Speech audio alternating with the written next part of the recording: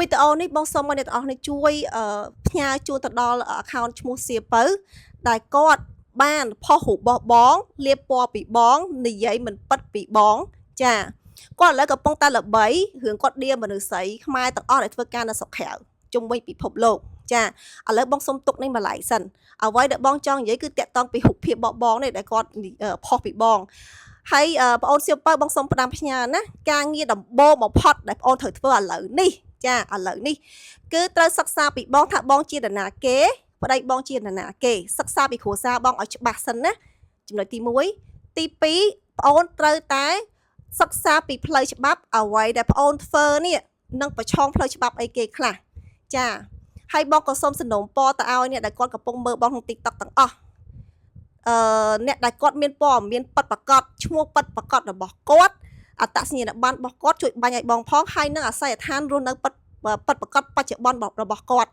សូមបាញ់ព័ត៌មានទាំងអស់ដែលតាក់ទងពីគាត់មកឲ្យបងតាម Telegram សម្រាប់អ្នកដែលគាត់មានព័ត៌មានណាចាឥឡូវបកដល់រឿងដែលគាត់ដៀលមនុស្សស្រីចាជុំវិញពិភពលោកដែលធ្វើការនៅក្រៅប្រទេស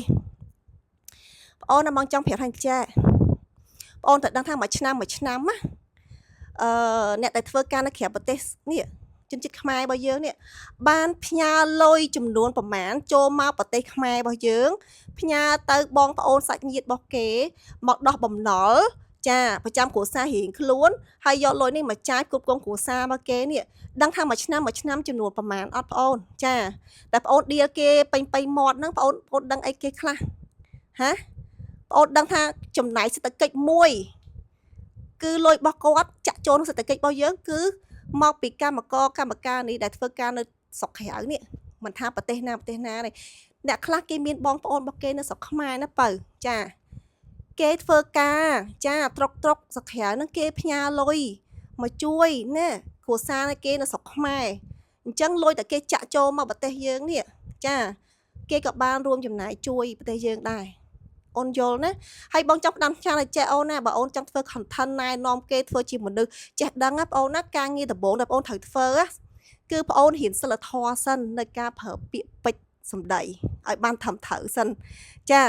ចាំមកអប់រំគេធ្វើជា hero ណាចាបងស្ដាប់ទៅគឺពិតជាតឹសខ្លាំងណាចាតឹសខ្លាំងមែនតែនហ្មងហើយសម្រាប់ប្រជាជនខ្មែរទាំងអស់នៅស្រុកខ្មែរដែលបានឃើញអត្តចរិតរបស់គាត់ហើយបើ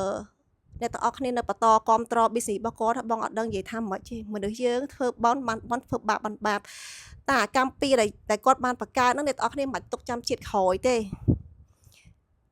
ឲ្យកើតឡើងនៅជាតិហ្នឹងក៏បានដែរគ្រាន់តែឈប់គ្រប់គ្រងในការ